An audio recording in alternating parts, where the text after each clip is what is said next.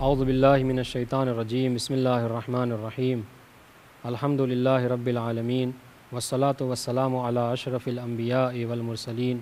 محمد وعلی آلہ الطیبین الطاہرین ولعنۃ اللہ علی اعدائہم اجمعین اما بعد۔ موضوع کلام حضرت امام مہدی اجل اللہ تعالیٰ فرجہ الشریف اور ایام عزا۔ جہاں تک ایام عزا، جیسا کہ آپ جانتے ہیں کہ یہ وہ ایام ہوتے ہیں کہ جن ایام میں اہل بیت کے چاہنے والے اور مومنین و مومنات امام حسین علیہ السلام پر گریہ وزاری کرتے ہیں اور غم مناتے ہیں۔ اور غم منانا یہ اس لیے بھی ہمارا حق ہے کہ چونکہ روایتوں میں وارد ہوا ہے کہ شیعتنا خلقوا من فاضل طینتنا یفرحون لفرحنا ویحزنون لحزننا۔ امام فرماتے ہیں کہ ہمارے شیعہ وہ ہیں کہ جو ہماری بچی ہوئی مٹیوں سے خلق کیے گئے ہیں، اور ان کی طینت کا تقاضا یہ ہے کہ فرماتے ہیں کہ یفرحون لفرحنا، کہ جب ہم اہل بیت پر کوئی خوشی کی تاریخ ہوتی ہے، جب کوئی خوشی کا مقام ہوتا ہے تو وہ ہماری خوشی میں خوش ہو جاتے ہیں، وَيَحْزَنُونَ لِحُزْنِنَا، اور جب وہ ہم اہل بیت پر ہوئے مظالم کو دیکھتے ہیں تو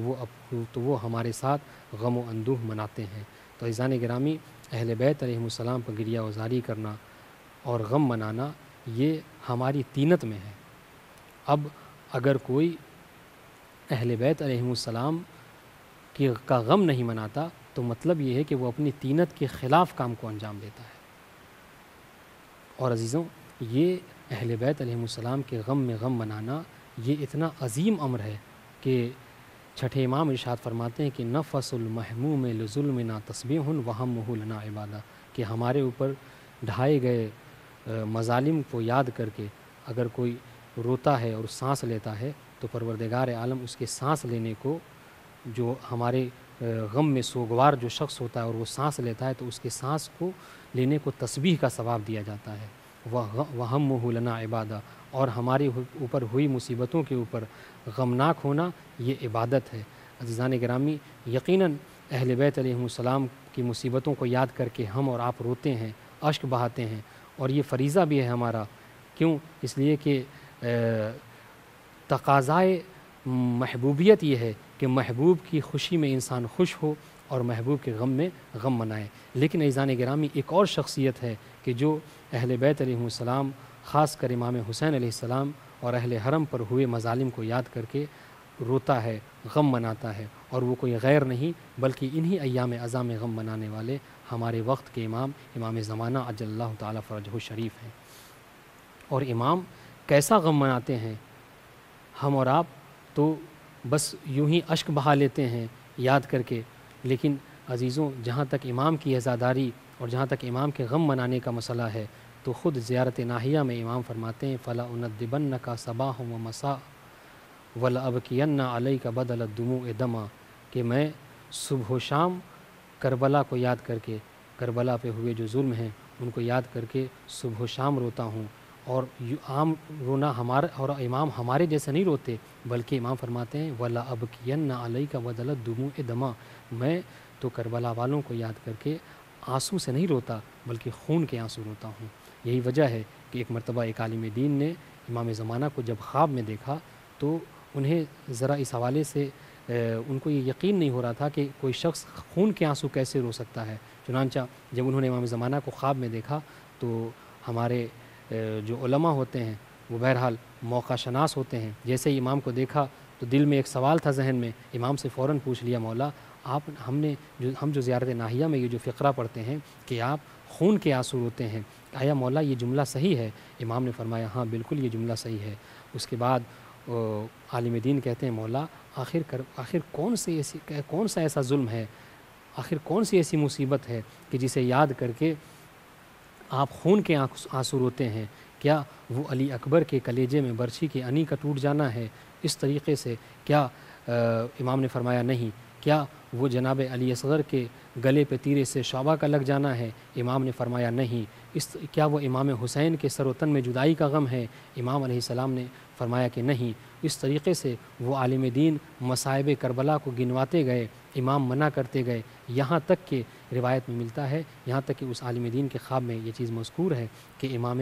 زمانہ نے فرمایا کہ دیکھو یہ تمام غم تو ہیں ہی، لیکن ایک غم کہ جو سب سے بڑا غم ہے کہ جسے یاد کر کے آج تک میں خون کے آنسو روتا ہوں، وہ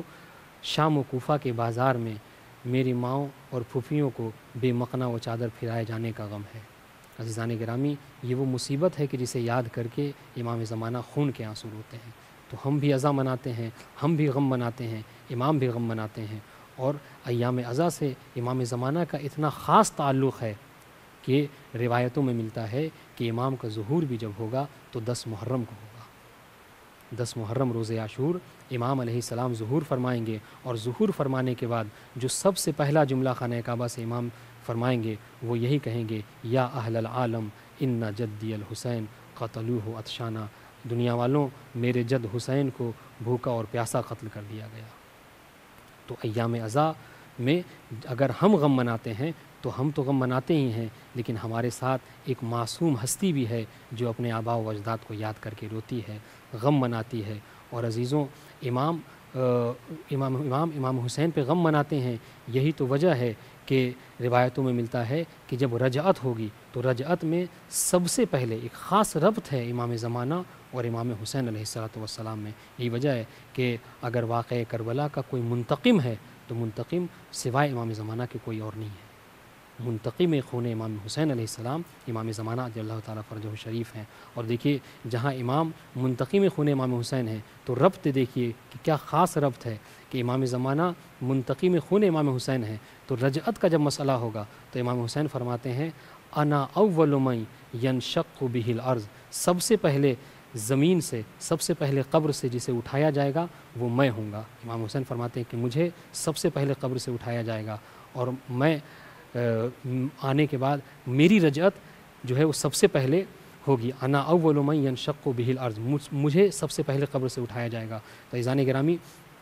آپ دیکھیے کہ اتنا خاص ربط ہے امام زمانہ میں اور امام حسین علیہ السلام میں کہ امام زمانہ کے ظہور کے بعد سب سے پہلے اگر کسی کی رجعت ہوگی تو وہ امام حسین علیہ السلام کی ہوگی۔ اور آپ اکثر سنتے رہتے ہیں کہ جب امام زمانہ قیام عدل کر کے، قیام قسط کر کے جب اس دنیا سے جائیں گے تو امام زمانہ کو غسل و کفن اور امام زمانہ